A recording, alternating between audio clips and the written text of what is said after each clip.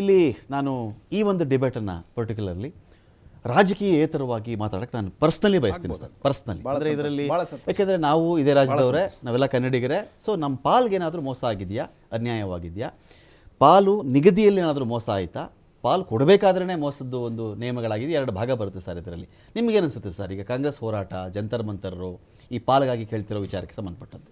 ಮೊದಲನೇದಾಗಿ ನಾನೇನು ಹೇಳಲಿಕ್ಕೆ ಬಯಸ್ತೇನೆ ಅಂತಂದ್ರೆ, ಕೋವಿಡ್ ನಂತರದ ಒಂದು ಇಡೀ ವಿಶ್ವವೇ ಆರ್ಥಿಕ ಸಂಕಷ್ಟದಲ್ಲಿರ್ತಕ್ಕಂಥ ಸಂದರ್ಭದಲ್ಲಿ 5ನೇ ಬಲಿಷ್ಠ ಆರ್ಥಿಕ ರಾಷ್ಟ್ರವಾಗಿ ಬೆಳೆದಂಥದ್ದು. ತದನಂತರದಲ್ಲಿ ಒಂದು IMF ಸರ್ವೆ ಪ್ರಕಾರ 25 ಕೋಟಿ ಜನಸಂಖ್ಯೆ ಬಡತನದ ರೇಖೆಗಿಂತ ಜಾಸ್ತಿ ಇರತಕ್ಕಂಥದ್ದು. ಈ ರಾಷ್ಟ್ರದಲ್ಲಿ ಕೊರೋನಾದಿಂದ ಹಿಡಿದು ಇನ್ನೂ 5 ವರ್ಷಗಳ ಕಾಲ 80 ಕೋಟಿಗಿಂತ ಜಾಸ್ತಿ ಜನಗಳಿಗೆ ಆಹಾರ ಧಾನ್ಯಗಳನ್ನು ಕೊಡ್ತಕ್ಕಂಥದ್ದು.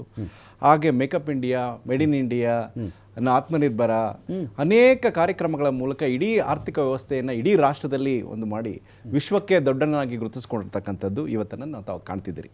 ಈಗ ಅಂಕೆ ಸಂಖ್ಯೆಗಳು ಬರೋದಾದರೆ ಇವತ್ತಿನ ಚರ್ಚೆ ತಾವೇನು ಹೇಳಿದಿರಿ, ಇವತ್ತು ಕರ್ನಾಟಕ ರಾಜ್ಯಕ್ಕೆ ಅನ್ಯಾಯ ಆಗಿದೆ ಅಂತ ಇದು ಕಾಂಗ್ರೆಸ್ನವರ ಆರೋಪ.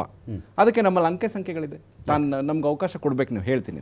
ನೋಡಿ, UPA ಸರ್ಕಾರ ಇದ್ದಂಥ ಸಂದರ್ಭದಲ್ಲಿ 2004ರಿಂದ 2014ರವರೆಗೆ 10 ವರ್ಷಗಳ ಗ್ರಾಂಟಿನ ಕೊಟ್ಟಿದ್ದವರು 60,000 ಕೋಟಿ. ಓಕೆ. ನಾವು ಮೋದಿ ಸರ್ಕಾರದ ನೇತೃತ್ವದಲ್ಲಿ ಕೇಂದ್ರ ಸರ್ಕಾರದಿಂದ ರಾಜ್ಯಕ್ಕೆ ಕೊಟ್ಟಂಥದ್ದು 2,36,00,000 ಕೋಟಿ, ಅಂದರೆ 200,000 ಕೋಟಿ, ಅಂದರೆ 243% ಜಾಸ್ತಿನ ನಾವು ಗ್ರಾಂಟಿನ ಅಡಿಯಲ್ಲಿ ಕೊಟ್ಟಿದ್ದೇವೆ. ಓಕೆ, ಅದು ಕರೆಕ್ಟ್ ಇದೆ. ಮತ್ತೆ ಈ ತೆರಿಗೆ ಅನುದಾನ UPA ಸರ್ಕಾರ ಇದ್ದಂಥ ಸಂದರ್ಭದಲ್ಲಿ ಕರ್ನಾಟಕ ರಾಜ್ಯಕ್ಕೆ ಬಂದಂಥದ್ದು ಹಣ 81,000 ಕೋಟಿ. ಓಕೆ. ಹಾಗೆ ನಮ್ಮ ಮೋದಿಜಿಯವರ ನೇತೃತ್ವದಲ್ಲಿ ಕೊಟ್ಟಿರ್ತಕ್ಕಂಥದ್ದು 2.28 ಲಕ್ಷ ಕೋಟಿ, ಅಂದರೆ 246% ಅಧಿಕವಾಗಿ ನಾವು ಕೊಟ್ಟಿದ್ದೇವೆ. ಇತ್ತೀಚೆಗೆ ಒಂದು ಮಿಸ್ ಆಗ್ತಿರೋದು ಪಾಯಿಂಟ್ ಏನಂದರೆ 2024-25ಕ್ಕೆ 41,483 ಕೋಟಿ ರೂಪಾಯಿ ಮೊನ್ನೆ ಬಂದಿದೆ. ಓಕೆ. ಡೆವಲ್ಯೂಷನ್ ಆಫ್ ಟ್ಯಾಕ್ಸ್ ಸರ್ಕಾರ ಇಂಟರಪ್ಟ್ ಮಾಡಲಾ? ಮಾಡಿ ಸರ್. ಇಲ್ಲೇನಂದ್ರೆ ಫೈನ್, ನೀವು 2 ಪಾಯಿಂಟ್ ಹೇಳಿದ್ರಿ ಇಂಪಾರ್ಟೆಂಟ್. ಒಂದು ಗ್ರಾಂಟ್ ವಿಚಾರದಲ್ಲಿ ಏನಾಗಿದೆ, ಟ್ಯಾಕ್ಸ್ ಅಲ್ಲಿ ಏನಾಗಿದೆ ಅಂತ ಹೇಳಿ ಬಹಳ ಸರಳವಾಗಿ ಹೇಳ್ಬಿಡ್ತೀನಿ ಸರ್ ನಾನು. ಹೇಳಿ. ಈಗ ನಾವು 10 ವರ್ಷಗಳ ಹಿಂದಿನ UPA ಸರ್ಕಾರ ಹೋಲಿಸ್ತೀವಿ. ಹೌದು, ಸರ್ಕಾರ ಯಾರದೇ ಇರಲಿ, UPA ಏನೋ NPA ಏನೋ ಇನ್ನೊಂದು ಏನೋ ಒಂದು ಸರ್ಕಾರ ಅಂತಾನೆ ಇಟ್ಕೊಂಡ್ಬಿಡೋಣ, XYZ ಆಗ್ಬೋದು. ನನ್ನ ಇಡೀ ಪ್ರಶ್ನೆ ಇರೋದು, ನೀವು ಎಷ್ಟು ಹೇಳಿದ್ರಿ ಸರ್, ಮನಮೋಹನ್ ಸಿಂಗ್ ಅವ್ರ ಗೌರ್ಮೆಂಟಲ್ಲಿ ಎಷ್ಟು ಬಂದಿತ್ತು ನಮ್ಮ ರಾಜ್ಯಕ್ಕೆ? 60,000 ಕೋಟಿ 2004ರಿಂದ 2000. ಇಲ್ಲಿ ಒಂದು ಲೆಕ್ಕದ ಪ್ರಕಾರ 81,785 ಕೋಟಿ ಅಂತ ಇದೆ. ಇರಲಿ ಸರ್, 20,000 ಕೋಟಿ ಆ ಕಡೆ ಈ ಕಡೆ ಇಟ್ಕೊಳ್ಳೋಣ, ಪರವಾಗಿ ನಿಮ್ಮ ಅಂಕಿಅಂಶನೇ ನಂಬೋಣ. ನನ್ನ ಇಡೀ ಪ್ರಶ್ನೆ ಇರೋದು ಸರ್, ನಾವು ಯಾವಾಗಲೂ ಏನು ಮಾತಾಡ್ತೀವಿ ಅಂತ ಹೇಳಿದ್ರೆ, ಈ 10 ವರ್ಷಗಳ ಹಿಂದಿನ ಸ್ಥಿತಿಗೂ ಇವತ್ತಿನ ಸ್ಥಿತಿಗೂ ಕಂಪೇರ್ ಮಾಡಿಬಿಡ್ತೀವಿ. ಯಾವ ವಿಚಾರದಲ್ಲಿ? ಅನುದಾನ ಕೊಟ್ಟಿದ್ರಲ್ಲಿ, ತೆರಿಗೆ ಕೊಟ್ಟಿದ್ರಲ್ಲಿ. ಆದರೆ ಇದೇ UPA ಟೈಮಲ್ಲಿ ಇಡೀ ದೇಶದಿಂದಾನೋ ನಮ್ಮ ರಾಜ್ಯದಿಂದಾನೋ ಸಂಗ್ರಹವಾದ ತೆರಿಗೆ ಮೊತ್ತದ ಎಷ್ಟು ಭಾಗವನ್ನು ಇವರು ಕೊಟ್ಟರು ಅಂತ ನಾವು ಮಾತಾಡಲ್ಲ. ನೀವು ಮಿಸ್ಸಿಂಗ್ ಪಾಯಿಂಟ್ ಅಂತ ಹೇಳಿದ್ರಲ್ಲ, ಇದೇ ಮಿಸ್ಸಿಂಗ್ ಪಾಯಿಂಟ್ ಇಲ್ಲಿ. ಯಾವ್ದು ಹೇಳಿ? 60,000 ಕೋಟಿ ಕೊಟ್ಟರು ಅಂತ ಹೇಳ್ತೀರಲ್ಲ, ನೀವು ಹೇಳ್ತೀರಾ ಆಗ ಎಷ್ಟು ತೆರಿಗೆ ನಮ್ಮ ರಾಜ್ಯದಿಂದ ಅವ್ರಿಗೆ ಹೋಗಿತ್ತು? ಬಿಫೋರ್ GST ಎರ ಇದು. ಹೌದು, GST ಮುಂಚೆಗಿನ ಯುಗ. ಹೌದು. ಅವಾಗ ನಮ್ಮ ರಾಜ್ಯದಿಂದ ಅವ್ರಿಗೆ ಎಷ್ಟು ಹೋಗಿತ್ತು, ಇವ್ರು ಎಷ್ಟು ಕೊಟ್ಟರು ಅಂತ ನೀವು ಹೇಳಬಲ್ಲಿರಾ? Point number 1. Point number 2 sir, ನಿಮಗೆ ಒಂದು ಎಕ್ಸಾಂಪಲ್ ಹೇಳ್ಬಿಡ್ತೀನಿ. ಮನಮೋಹನ್ ಸಿಂಗ್ ಅವರು ಆಲ್ಮೋಸ್ಟ್ ಪ್ರಧಾನಮಂತ್ರಿ ಹುದ್ದೆಯಿಂದ ಇಳಿಯೋ ಟೈಮಲ್ಲಿ ಈ ದೇಶದಲ್ಲಿ ಪೆಟ್ರೋಲ್ ಡೀಸೆಲಲ್ಲಿ ಸಂಗ್ರಹ ಆಗ್ತಿದ್ದಂಥ ತೆರಿಗೆಯ ಟೋಟಲ್ ಮೊತ್ತ 75,000 ಕೋಟಿ ಇತ್ತು ಸರ್. 75, ಬರೀ ಇಡೀ ದೇಶಕ್ಕೆ ನಾನು ಹೇಳ್ತಿರೋದು. 75,000 ಕೋಟಿ ಇದ್ದಾಗ ನಮಗೆ ವಿತ್ ಸಬ್ಸಿಡಿ ಗ್ಯಾಸ್ ಸಿಲಿಂಡರ್ 416 ರೂಪಾಯಿಗೆ ಸಿಗೋದು.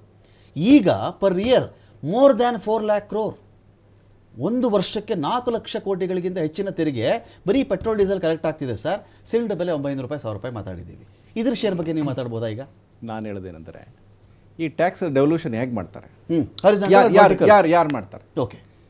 ಒಂದು ಅದಕ್ಕೊಂದು ಹಣಕಾಸು ಇದಂತ ಇದೆ.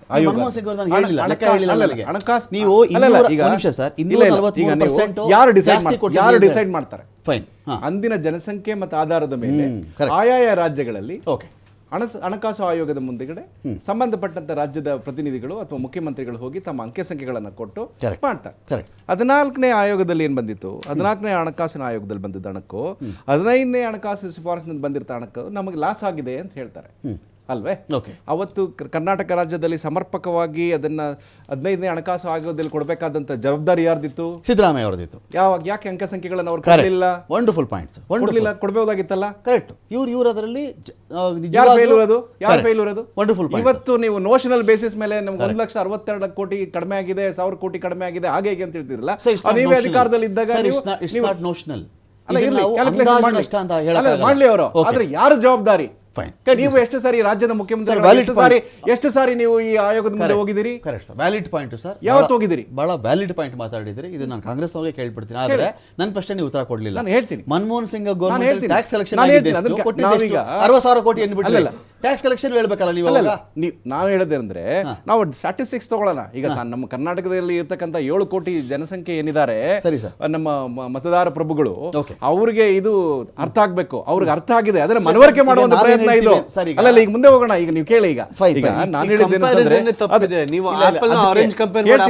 ನಾನು ಹೇಳ್ತೀನಿ. ಅದಷ್ಟೇ ಮಾತ್ರ ಅಲ್ಲ, ಕರ್ನಾಟಕ ರಾಜ್ಯಕ್ಕೆ ನಾವು ಏನೇನು ಕೊಟ್ಟಿದ್ದೀವಿ ಅಂತ ನಂತರ ಒಂದು ದೊಡ್ಡ ಪಟ್ಟಿನೇ ಇದೆ.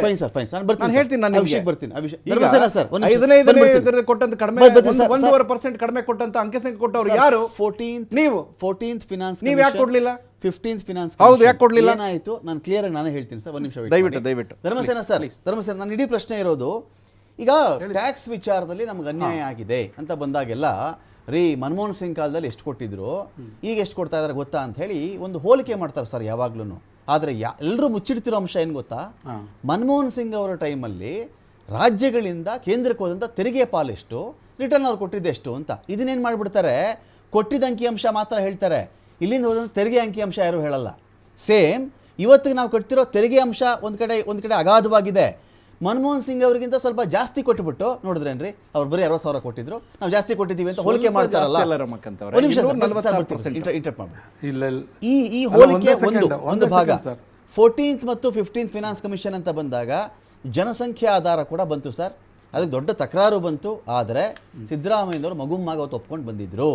ಸಿದ್ದರಾಮಯ್ಯನವರು ಎಫೆಕ್ಟಿವ್ ಆಗಿ ಅವತ್ತು ಕೇಂದ್ರದ ಮುಂದೆ ನಮ್ಮ ವಾದವನ್ನು ಮಂಡಿಸಲಿಲ್ಲ. ಇದರಲ್ಲಿ ಏನು ಸುಳ್ಳಿಲ್ಲ ಸರ್, ಇದರಲ್ಲಿ ಸುಳ್ಳಿದೆ ಅಂತ ಹೇಳ್ತೀರಾ ತಾವು? ಯಾಕೆ ಸಿದ್ದರಾಮಯ್ಯನವರು ಮಂಡಿಸಬಾರ್ದಾಗಿತ್ತು ಅವತ್ತು? ಇವತ್ತು ಬೊಬ್ಬೆ ಹೊಡಿತಿದ್ದಾರಲ್ಲ.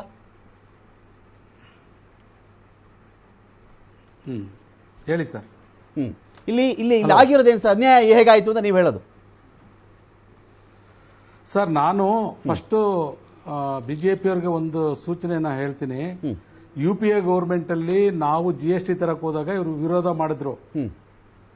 ಅವಾಗ ನಾವು GSTನ ತರೋದಕ್ಕೆ ಆಗಲಿಲ್ಲ, ಇಂಪ್ಲಿಮೆಂಟೇಷನ್ ಮಾಡೋಕ್ಕಾಗಲಿಲ್ಲ. ಓಕೆ, ಇದನ್ನ ಕಿಲಾಡಿಗಳು ಇವರು ಚೆನ್ನಾಗಿ GSTನ ಇವ್ರು ಬಂದ್ಮೇಲೆ ಇಂಪ್ಲಿಮೆಂಟೇಷನ್ ಮಾಡಿ ಈ ಎಲ್ಲ ರಾಜ್ಯದ ಪ್ರತಿಯೊಬ್ಬ ಮನುಷ್ಯ ಕಾಫಿ ಟೀ ಒಂದು ಇಡ್ಲಿ ಒಬ್ಬ ಭಿಕ್ಷುಕ ತಿನ್ನೋದು ಟ್ಯಾಕ್ಸ್ ಇದೆ ಇವ್ರ ಹತ್ರ ಈಗ. ದಯವಿಟ್ಟು ಇದನ್ನ BJP ಅವರು ಅರ್ಥ ಮಾಡ್ಕೊಳ್ಳಿ ಸರ್. ಓಕೆ, ಇದೇ GST ಬಂದಾಗ ನಾನು ಕೂಡ ಕರ್ನಾಟಕ ರಾಜ್ಯವನ್ನ ಪ್ರತಿನಿಧಿಸಿದ್ದೀನಿ. ಮಾನ್ಯ ಕೃಷ್ಣ ಬೈರೇಗೌಡರು ಇದರ ಒಂದು ಪ್ರತಿನಿಧಿಯಾಗಿ ಕೆಲಸ ಮಾಡಿದ್ದಾರೆ. ನಾನು ನಮ್ಮನ್ನೆಲ್ಲ ಸಭೆಗಳು ಕರೆದಿದ್ದಾರೆ ವಿಕಾಸಸೌಧದಲ್ಲಿ. ನಾವೆಲ್ಲರೂ ಕೂಡ ಪಾರ್ಟಿಸಿಪೇಟ್ ಮಾಡಿ ಏನೇನು ಆಗು ಹೋಗುಗಳನ್ನೆಲ್ಲ ಕೂಡ ಚರ್ಚೆ ಮಾಡಿದ್ವಿ. ನಾವು ಅವತ್ತು ಎಷ್ಟೇ ವಿರೋಧ ಮಾಡಿದ್ರು ಕೂಡ ಅವತ್ತಿಗೆ ನಮ್ಮ ಸರ್ಕಾರ ಇರಲಿಲ್ಲ ಅಂತೇಳಿ ಯಾವುದೇ ಕೃಷ್ಣ ಬೈರೇಗೌಡರು ಮಾಡದಂಥದನ್ನ ಅದನ್ನು ಕೂಡ ಕೆಲವು ಇದನ್ನು ಮಾಡಿರ್ಬೇಕು ನೋಡಿ ನಮ್ಮ ಸದನದಲ್ಲಿ.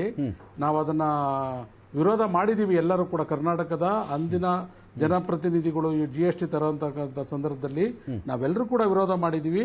ಇವ್ರು ಯಾವುದನ್ನು ಕೂಡ ಲೆಕ್ಕಕ್ಕೆ ತಗೊಳ್ದೇನೆ, ಯಾವ ರಾಜ್ಯನೂ ಗಡೆ ತಾಳದೆ ಇವ್ರೇನು ಮಾಡ್ಕೊಂಡು ತಗೊಂಡ್ಬಂದ್ರು, ಅದ್ರ ಮೇಲೆ ಇವರು ಎಲ್ಲವನ್ನ ಕೂಡ ನಿರ್ಣಯ ಮಾಡ್ಕೊಂಡು ಬಂದ್ರು ಸರ್. ಈಗ ಇವರು ಹೇಳ್ತಾ ಇದಾರಲ್ಲ ಕೋವಿಡ್ ಅಂತೇಳಿ, ಈಗ ಕೋವಿಡ್ಗಿಂತನೂ ನಿಮ್ಮ ಅಭಿವೃದ್ಧಿನೇ ದೊಡ್ಡದ ಸರ್ ಆಗಿದ್ರೆ? ಜನ ಬದುಕಿದ್ರಲ್ವಾ ನೀವು ದೇಶ ನಡೆಸೋದು? ದೇಶ ಬೇಕಾಗಿರೋದು, ರಾಜ್ಯ ಬೇಕಾಗಿರೋದು, ಸರ್ಕಾರ ಬೇಕಾಗಿರೋದು. ಓಕೆ, ಸೊ ನೀವು ಅವರ ಪ್ರಶ್ನೆ ಅವ್ರು ಏನು ಉತ್ತರಗಳು ಕೊಡ್ತಾ ಇದಾರಲ್ಲ, ಅಂಕಿಅಂಶಗಳು ಇಟ್ಕೊಂಡು ಇವರು ಬುರುಡೆ ಬಿಡ್ತಾ ಇದಾರೆ. ಅಂಕಿಅಂಶಗಳು ಎಲ್ಲರ ಹತ್ರನೂ ಇದೆ. CAG ರಿಪೋರ್ಟ್ ತೆಗೆದ್ರೆ ಒಂದು ನಯಾ ಪೈಸಾ ಯಾವ ಕಡೆಗೆ ಹೋಗಿದೆ, ರೂಪಾಯಿ ಇದೆಲ್ಲ ಕೋಟಿ ಲಕ್ಷ ಅಲ್ಲ, ಒಂದು ನಯಾ ಪೈಸಾ ಎಲ್ಲಿಗೆ ಹೋಗಿದೆ ಅನ್ನೋದು CAG ರಿಪೋರ್ಟ್ ಅಲ್ಲಿ ಗೊತ್ತಾಗುತ್ತೆ. ಮತ್ತೆ ಸದನದಲ್ಲಿ ನಡೀತಕ್ಕಂಥ ಸಂದರ್ಭದಲ್ಲಿ ವೋಟ್ ಆನ್ ಅಕೌಂಟ್ ಏನ್ ಮಾಡ್ತೀವಿ ಅಲ್ಲಿ ಪ್ರತಿಯೊಂದು ಬರ್ತದೆ. ಇವ್ರಿಗೇನು ಗೊತ್ತಿಲ್ಲ, ಬಂದ್ ಸುಮ್ನೆ ಕೂತ್ಕೊಂಡು BJP ಅವರು ಏನೇ ಬರ್ಕೊಟ್ಟಿದ್ನೆಲ್ಲ ಬಂದು ಓದ್ತಾ ಕೂತಿದ್ದಾರೆ. ಸದನಗಳಲ್ಲಿ ಇದ್ ಮಾಡಿರೋದು, ಸದನ ಸಮಿತಿಯಲ್ಲಿ ಮಾತಾಡಿರೋರು ಪ್ರತಿಯೊಂದು ನಾವಿಲ್ಲಿ ಕುಳ್ತಿದೀವಿ. ಒಬ್ಬ MLA ಕಳಿಸಿ ಮಾತಾಡಿಸಿ ಅಂತ ಹೇಳಿ ಅವ್ರಿಗೆ, ಒಬ್ಬ ಮಂತ್ರಿ ಆಗಿರೋನ್ ಕಳಿಸಿ ಮಾತಾಡಿಸಿ. ಸರ್, ಈಗ ಸಾಯಂಕಾಲ ಜಸ್ಟ್ ನಿಮ್ಮ TV ಸ್ಟಾರ್ಟ್ ಆಗಕ್ ಮುಂಚೆ ಮಾನ್ಯ ಬಸವರಾಜ ಬೊಮ್ಮಾಯಿ ಅವರೊಬ್ರು ಮುಖ್ಯಮಂತ್ರಿಗಳಾಗಿ ಬರ ಪರಿಹಾರಕ್ಕೆ ಹಣ ನೀಡಿಲ್ಲ, ರೈತರಿಗೆ ಹಣ ಕೊಟ್ಟಿಲ್ಲ ಅಂತ ಹೇಳ್ತಾರಲ್ಲ ಸರ್. ಬರ ಬಂದು ಎಷ್ಟು ತಿಂಗಳಾಯ್ತು ಸರ್? 8 ತಿಂಗಳಾಯ್ತು. 8 ತಿಂಗಳಿಂದ ಇವರು ಒಂದು ನಯಾ ಪೈಸಾ, ಅವ್ರ ಸರ್ಕಾರದಲ್ಲೇ ಬರ ಇತ್ತು, ನಮ್ಮದು ಬಿಟ್ಬಿಡಿ. ಅವ್ರ ಸರ್ಕಾರದಲ್ಲೇ ಬರ ಇತ್ತು, ಅಲ್ಲಿ ಕೊಡ್ಲಿಲ್ಲ. ಮತ್ತೆ ರೈತರಿಗೊಂದು ನಯಾ ಪೈಸಾ ಕೊಡೋದಿಲ್ಲ. ಈಗ ಕೇಳಿದ್ರೆ 6,000 ರೂಪಾಯಿ ಅಕೌಂಟ್ಗೆ ಹಾಕ್ತಿವಿ, ರಾಜ್ಯ ಸರ್ಕಾರದಿಂದ 4,000 ಹಾಕ್ತಾರೆ, ಒಟ್ಟು 10,000 ಹಾಕ್ತಿವಿ ಅನ್ನೋದು ಎಲ್ಲ ನಾವ್ ಯಾರು ಮೋಸ ಮಾಡಿಲ್ಲ ಅನ್ನೋದು. ಸರ್, ರಾಜ್ಯನೆಲ್ಲ ಖಾಲಿ ಮಾಡಿ ಇಟ್ಬಿಟ್ಟು ಹೋಗಿದ್ದಾರೆ ಇವರು. ಎಷ್ಟು CAG ರಿಪೋರ್ಟ್ ತೆಗೆದು ತೆಗ್ಸಿ ಫಸ್ಟ್ ಒಂದ್ ದಿವಸ CAG ರಿಪೋರ್ಟ್ ಅನ್ನ ಒಂದು 5 ವರ್ಷದನ್ನ ಚರ್ಚೆ ಮಾಡಿ ಯಾರ್ಯಾರ ಕಾಲದಲ್ಲಿ ಏನೇನೋ ಆಗಿದೆ ಅನ್ನೋದನ್ನ ದಯಮಾಡಿ ಮಾಧ್ಯಮದವ್ರಿಗೆ, ನಾನು ಯಾವುದೇ ಟಿವಿಯವರಾಗ್ಲಿ ದಯಮಾಡಿ CAG ರಿಪೋರ್ಟ್ಗಳು ತೆಗೆದು ಮಾಡಿ ಒಂದೇ ಒಂದು ನಿಮಿಷ. ಅಶೋಕ್ ಮೃತ್ಯುಂಜಯ ಅವರೇ, ನಾನು ಇಡೀ ಪ್ರಶ್ನೆ ಇರೋದು ನೋಡಿ, ನಾವು ಯಾವಾಗಲೂ ಇಂಥ ವಿಚಾರಗಳು ಬಂದಾಗ ನಾನು ಪರ್ಸ್ನಲಿ ಇಷ್ಟಪಡೋದು ವಿಷಯದ ಪ್ರಕಾರ ನಾವು ಮಾತಾಡಬೇಕು ಅಂತ ಹೇಳಿ, ಸ್ಕಿಪ್ ಆಗಿಬಿಡೋದು, ಮಿಸ್ಸಿಂಗ್ ಲಿಂಕ್ ಆಗಿಬಿಡೋದು, ತನ್ನ ಅನುಕೂಲ ಸಿದ್ಧಾಂತ ತನ್ನ ಮೂಗಿನೇರಕ್ಕೆ ಇರ್ತಕ್ಕಂಥ ವಿಚಾರಗಳನ್ನ ಮುಂದೆ ಇಟ್ಟರೆ ಜನಕ್ಕೆ ಇದು ಅರ್ಥ ಆಗಲ್ಲ. ನಾನು ಆ ಕಾಳಜಿಯಿಂದ ಮಾತಾಡ್ತೀನಿ ಯಾವಾಗಲೂ. ಇಲ್ಲಿ 14th ಫಿನಾನ್ಸ್ ಕಮಿಷನ್ ಅಂತ ಬಂದಾಗ ನೋಡಿ, ಒಂದು ನಿಜವಾಗ್ಲೂ ಹೇಳಬೇಕು ಅಂದರೆ ಒಂದು ಐತಿಹಾಸಿಕ ಪ್ರಮಾದಗಳಾಗಿತ್ತಲ್ಲ, ಅದನ್ನು ಸರಿಪಡಿಸೋ ಹಂತದಲ್ಲಿ ಒಂದು 80% ಉಪಯೋಗಕಾರಿಯಾಗಿ ನಮಗೆ 14th ಫಿನಾನ್ಸ್ ಕಮಿಷನ್ನೇ ನಿಜವಾಗ್ಲೂ ಹೇಳಬೇಕು ಅಂದರೆ. ಯಾಕೆ ಅಂದರೆ ಫಸ್ಟ್ ಟೈಮು 43% ಅಲೋಕೇಶನ್ ಅಂತ ಬಂತು. 43% ಅಷ್ಟು ಆ ರಾಜ್ಯಗಳು ಕೊಟ್ಬಿಟ್ರಪ್ಪ ಅಂತ. ಅದು UPಗೂ ಅಷ್ಟೇ, ಕರ್ನಾಟಕಕ್ಕೂ ಅಷ್ಟೇ, ಆಂಧ್ರಕ್ಕೂ ಅಷ್ಟೇ. ಅವ್ರೇನು ಕಟ್ಟಿದ್ರೆ ಕೊಟ್ಬಿಟ್ರಪ್ಪ 43% ಅಂತ ಹೇಳಿ. ಸೊ ಇದಕ್ಕಿಂತ ಮುಂಚೆ ಒಂದು ವಿಚಾರ ಇರೋದೇನು ಅಂತ ಹೇಳಿದ್ರೆ, ನಿಮಗೆ ಈ ಸೆಸ್ ಅಂತ ಒಂದು ಪಾರ್ಟ್ ಬರುತ್ತೆ. ಈ ಸೆಸ್ ಅನ್ನೋ ಒಂದು ಪಾರ್ಟ್ನ ಒಂಥರ ನಿರ್ಲಕ್ಷ್ಯಕ್ಕೆ ಒಳಗಾದಂಥ ಒಂದು ಫೀಲ್ಡ್ ಥರ ಸ್ವಾತಂತ್ರ್ಯ ಬಂದ ಕಾಲದಿಂದ ನಾವೆಲ್ಲ ಅಂದ್ಕೊಂಡಿದ್ದು. ಏನು 0.5ಇಂದ 1%, 2%, ಭಿಕ್ಷುಕರ ತೆರಿಗೆ, ಸ್ಟೂಡೆಂಟ್ಸ್ ತೆರಿಗೆ, ಶಿಕ್ಷಣ ತೆರಿಗೆ, ಈ ಥರದ್ದು ಯಾವುದೋ ಬಂದುಬಿಡ್ತವೆ, ಒಂದು 2% ಅಂತ. ಆ 100 ರೂಪಾಯಿಲಿ 2 ರೂಪಾಯಿ ಇಟ್ಕೊಂಡು ರಿಮೈನಿಂಗ್ 98 ರೂಪೀಸ್ ಇರುತ್ತಲ್ಲ, ಅದರಲ್ಲಿ 43% ಅಂತ ಆಗಿತ್ತು. ಅಲ್ಲಿವರೆಗೂ ಓಕೆ ಇತ್ತು. ನರೇಂದ್ರ ಮೋದಿ ಅವರು 2014ರಲ್ಲಿ ಅಧಿಕಾರಕ್ಕೆ ಬರುವ ವೇಳೆಗಾಗಲೇ ಆ ಸೆಸ್ಸು ಈ ಸೆಸ್ಸು ಅಂತ ಹೇಳಿ ಇದು ಹೆಚ್ಚು ಕಡಿಮೆ 9%ಗೆ ಆಗಿಬಿಟ್ಟಿತ್ತು. ನೋಡಿ, ಅಲ್ಲೇ ನಮ್ಮ ರಾಜ್ಯಗಳು ಮೊಟ್ಟ ಮೊದಲ ಬಾರಿಗೆ ಎಡವಿದೆಲ್ಲಿ ಅಂತ ಹೇಳಿದ್ರೆ ಈ 9%ವರೆಗೂ ಬಂದಾಗಲೇ ಎಚ್ಚೆತ್ಕೊಳ್ಬೇಕಾಗಿತ್ತು ಎಲ್ಲ ರಾಜ್ಯಗಳು. ಬರೀ ನನ್ನ ರಾಜ್ಯ ನಾನು ಮಾತ್ರ ಮಾತಾಡ್ತಿಲ್ಲ. 9% ಎಲ್ಲ 9% ಹೋಗಿದ್ದಲ್ಲಿ ಏನೂ ಬರಲ್ಲ, ಎಲ್ಲ ಸೆಂಟ್ರಲ್ ಪಾಲೇ ಅದು. ಸೊ ಆಮೇಲೆ ಏನಾಯಿತು, ಕ್ರಮೇಣವಾಗಿ ನಾವು ಚೆಕ್ ಮಾಡಿಕೊಂಡಾಗ ಈ 2024ನೇ ಇಸ್ವಿಗೆ ಇದೇ ಸೆಸ್ ಎಷ್ಟಾಗಿದೆ ಅಂದರೆ ಈ ದೇಶದಲ್ಲಿ 23% ಆಗಿಬಿಟ್ಟಿದೆ. ಅಂದರೆ ನಿಮಗೆ 100 ರೂಪಾಯಲ್ಲಿ 23 ರೂಪಾಯಿ ಬಿಟ್ಟುಬಿಟ್ರೆ ಇನ್ನು 77 ರೂಪಾಯಿ 43% ನಿಮಗೆ ಬರ್ತಿರೋದು ರಾಜ್ಯಗಳ ವಾದ ಆದಾನೆ. ಇದು ಯಾಕೆ, ಇದೆಲ್ಲಿ 23% ಆಯಿತು ಅಂತ ಹೇಳಿದ್ರೆ, ಮೊಸರಿಗೂ ತೆರಿಗೆ, ರಬ್ಬರ್ ಬ್ಯಾಂಡ್ಗೂ ತೆರಿಗೆ ಹಾಕ್ತೀನಿ ನಾನು, ಪೆನ್ಸಿಲ್ಗೂ ತೆರಿಗೆ ಹಾಕ್ತೀನಿ, ಚಪಾತಿ ಹಿಟ್ಟಿಗೂ ನಾನು ತೆರಿಗೆ ಹಾಕ್ತೀನಿ, ಈ ಸೆಸ್ಸೆಲ್ಲ ಬಂತಲ್ಲ, ಇದೆಲ್ಲ ಅವ್ರಿಗೆ ಹೊರಟೋಗುತ್ತೆ. ಮೋರ್ ಓವರ್ ಸರ್ವಿಸ್ ಸೆಕ್ಟರ್ ಅಂತ ಕರ್ನಾಟಕ ಇದು ವರ ಅಂತ ನಾವು ಅಂದ್ಕೊಂಡಿದ್ದೀವಿ. ತೆರಿಗೆ ವಿಚಾರ ಚೆಕ್ ಮಾಡಿಕೊಂಡ್ರೆ ಅದೊಂದು ಶಾಪ. ಡೈರೆಕ್ಟಾಗಿ ಹೊರಟೋಗುತ್ತೆ. ಇನ್ಕಮ್ ಟ್ಯಾಕ್ಸ್ ಅನ್ನು ಕಟ್ತಾರೆ ಅವರು, ನೇರ ತೆರಿಗೆ ಮುಗಿದೋಯ್ತು, ಇನ್ನೆಂಥದ್ದು ಇಲ್ಲ ನಮ್ಗೆ ಅದರಲ್ಲಿ. ಸೊ ಈ ವಿಚಾರದಲ್ಲಿ ರಾಜ್ಯಕ್ಕೆ ಅನ್ಯಾಯ ಆಗಿದೆಯಾ, ಆಗಿಲ್ಲ? ಆಗಿದೆ. ಒಂದು ಸಮಗ್ರವಾಗಿ ಪೊಲಿಟಿಕ್ಸ್ ಬಿಟ್ಬಿಟ್ಟು ನೀವು ಹೇಳಿದ್ರಿ, ಪೊಲಿಟಿಕ್ಸ್ ಬೇಡ, ನಂಬರ್ ಇಟ್ಕೊಂಡು ಮಾತಾಡೋಣ. ನಮ್ಮ ಕರ್ನಾಟಕದ ಇದು ಎಕ್ಸ್ಪೆನ್ಸು ಒಂದು ವರ್ಷಕ್ಕೆ ಬಜೆಟ್ ಪ್ರಕಾರ 3,26,000 ಕೋಟಿ. ಓಕೆ, ನಾವು 4.5 ಲಕ್ಷ ತೆರಿಗೆ ಕಟ್ತೀವಿ. ತೆರಿಗೆ ಬರುತ್ತೆ, ನಮಗ್ ಬರಲ್ಲ, ಹೋಗುತ್ತೆ. GSTಲಿ ಸ್ಟೇಟ್ GST ಅಂತ ಇರುತ್ತೆ. ನೀವು 18 ರೂಪಾಯಿ ಒಂದು ಟ್ಯಾಕ್ಸ್ ಕಟ್ಟಿದ್ರೆ ಅನ್ಕೊಳ್ಳಿ, 9 ರೂಪಾಯಿ ಸ್ಟೇಟಲ್ಲಿ ಇರುತ್ತೆ, 9 ರೂಪಾಯಿ ಸೆಂಟ್ರಿಗೆ ಹೋಗುತ್ತೆ. ಸ್ಟೇಟಲ್ಲಿ ಇರೋದು ನಿಮ್ಮ ಹತ್ರ ಇರುತ್ತೆ. ಈ 3.25 ಲಕ್ಷ ಕೋಟಿ ಏನು ಎಕ್ಸ್ಪೆಂಡಿಚರ್ ಇದೆ ನಮ್ಮ revenue collection including ST state GST ಏನಿದೆ, ಅದು 1,76,000 ಕೋಟಿ. ಇನ್ನು 80,000 ಕೋಟಿ ವರ್ಷದಲ್ಲಿ ನಮಗೆ ಕಡಿಮೆ ಇದೆ. ಇದು ಬಜೆಟೆಡ್ ನಂಬರು ಬಿಜೆಪಿ ಇದ್ದಾಗ ಮಾಡಿದ್ದು. ನಾನು ಕಾಂಗ್ರೆಸ್ ಗವರ್ಮೆಂಟ್ ಬಗ್ಗೆ ಮಾತಾಡ್ತಿಲ್ಲ. 22-23 ಬಿಜೆಪಿ ಗವರ್ಮೆಂಟ್ ಇತ್ತು, ಅವ್ರು ಮಾಡಿರೋ ಬಜೆಟ್ ಡೇಟಾ ಇಟ್ಕೊಂಡು ಮಾತಾಡ್ತಾ ಇದೀನಿ, ಬೇಗ ಮಾತಾಡ್ತೀನಿ. ಸ್ಟೇಟ್ಮೆಂಟ್ ಇದು. ನನ್ನ ಪ್ರಶ್ನೆ ಫಸ್ಟು, ನಿಮಗೆ ಆಲ್ರೆಡಿ ಗೊತ್ತಿದೆ ನೀವು 80,000 ಕೋಟಿ ಕಡಿಮೆ ಇದೆ ಅಂತ. ಓಕೆ, ನೀವು ಸಾಲ ಮಾಡ್ತಾ ಇದ್ರ. ಬಿಜೆಪಿ BS ಬೊಮ್ಮಾಯಿ ಅವರು ಕಳೆದ ಬಾರಿ ಬಜೆಟ್ ಮಾಡಿದಾಗ ಹೇಳ್ತಾರೆ, ನಮ್ಮ ರಾಜ್ಯದ ಸಾಲ 2025 ಒಳಗಡೆ 7.5 ಲಕ್ಷ ಕೋಟಿ ಮುಟ್ಟುತ್ತೆ. ಅವಾಗ 5.5 ಲಕ್ಷ ಕೋಟಿ ಇತ್ತು. ಅಂದ್ರೆ ವರ್ಷ 80,000 ಕೋಟಿ ಸಾಲ ಜಾಸ್ತಿ ಆಗ್ತಾ ಇದೆ. ಓಕೆ, ಸಾಲ ಜಾಸ್ತಿ ಆಗ್ತಾ ಇದೆ, ದುಡ್ಡು ಕಡಿಮೆ ಇದೆ. ವೆರಿ ಕ್ಲಿಯರ್ ಅಲ್ಲ? ದುಡ್ಡು ಇಟ್ಕೊಂಡು ಕಾಂಗ್ರೆಸ್ ಗವರ್ಮೆಂಟ್ ಸೆಂಟರ್ನ ಕೇಳ್ತಿಲ್ಲ. ನಮ್ಮ ಹತ್ರ ದುಡ್ಡು ಕಡಿಮೆ ಇದೆ ಅಂತ ಬಿಜೆಪಿ ಅವರೇ ತೋರಿಸ್ಕೊಟ್ಟಿದ್ದಾರೆ, ಅದಕ್ಕೆ ಕೇಳ್ತಿದ್ದಾರೆ. ಒಂದು. ಎರಡನೇ ವಿಷಯ ಬಂದಾಗ ನಾವು 2017 ಕಂಪೇರ್ ಮಾಡೋಣ. 2017 ಮತ್ತೆ 2023 ಸ್ಟೇಟ್ ವೈಸ್ ಟ್ಯಾಕ್ಸ್ ಅಲೋಕೇಶನ್ ಅಂದ್ರೆ ಡೇಟಾ ಇದೆ. Again not random number. Laptop ಎತ್ಕೊಂಡ್ ಬಂದಿದ್ದೀನಿ ತೋರ್ಸೋಣ ಅಂತ ಸಿಂಪಲ್ ಆಗಿ ಹೇಳ್ತೀನಿ. ಆಂಧ್ರ ಪ್ರದೇಶ್ಗೆ 4.3% ಟ್ಯಾಕ್ಸ್ ಕೊಡ್ತಾ ಇದ್ರು. ಇವತ್ತು ಆಂಧ್ರ ಪ್ರದೇಶ್ಗೆ 4.0, 300 ಪಾಯಿಂಟ್ಸ್ ಕಡಿಮೆ ಆಗಿದೆ. ಕರ್ನಾಟಕಕ್ಕೆ ಬರ್ತೀನಿ. ಕರ್ನಾಟಕಕ್ಕೆ ಅವಾಗ 4.7% ಇತ್ತು. ಇವಾಗ ಕರ್ನಾಟಕಕ್ಕೆ 3.67% ಆಗಿದೆ. ಇನ್ನೊಂದು ಎಕ್ಸಾಂಪಲ್ ಕೊಡ್ತೀನಿ. ತಮಿಳ್ನಾಡಿಗೆ ಇವಾಗ 4.0 ಇದೆ, ಅವಾಗ 4.8 ಇತ್ತು. Okay. Gujarat BJP ruled government, ಏನಾಗಿದೆ ಗುಜರಾತ್ಗೆ ಇವಾಗ 3.478 ಇದೆ, ಅವಾಗ 3.0 ಇತ್ತು. ಓಕೆ.